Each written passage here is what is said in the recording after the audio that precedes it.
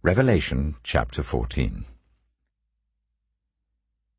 Then I looked, and there before me was the Lamb, standing on Mount Zion, and with him 144,000 who had his name and his Father's name written on their foreheads. And I heard a sound from heaven like the roar of rushing waters and like a loud peal of thunder. The sound I heard was like that of harpists playing their harps. And they sang a new song before the throne and before the 4 living creatures and the elders. No one could learn the song except the 144,000 who had been redeemed from the earth. These are those who did not defile themselves with women, for they remained virgins. They follow the Lamb wherever he goes.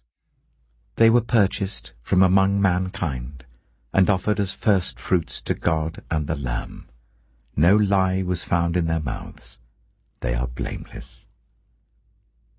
Then I saw another angel flying in mid-air, and he had the eternal gospel to proclaim to those who live on the earth, to every nation, tribe, language, and people. He said in a loud voice, "Fear God and give him glory, because the hour of his judgment has come. Worship him who made the heavens, the earth, the sea, and the springs of water." A second angel followed and said, "Fallen, fallen is Babylon the Great, which made all the nations drink the maddening wine of her adulteries."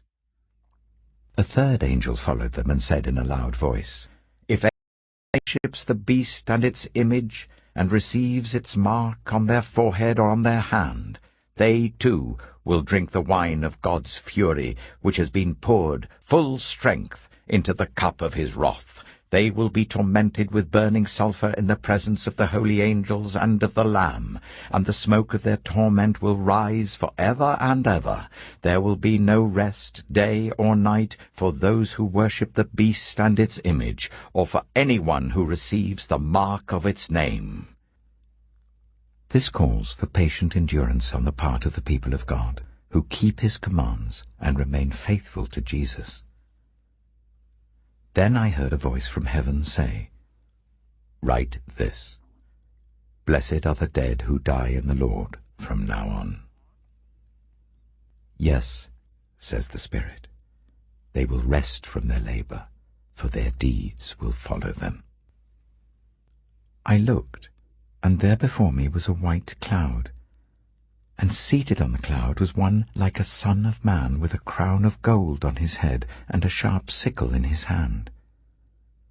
Then another angel came out of the temple and called in a loud voice to him who was sitting on the cloud, "Take your sickle and reap, because the time to reap has come, for the harvest of the earth is ripe."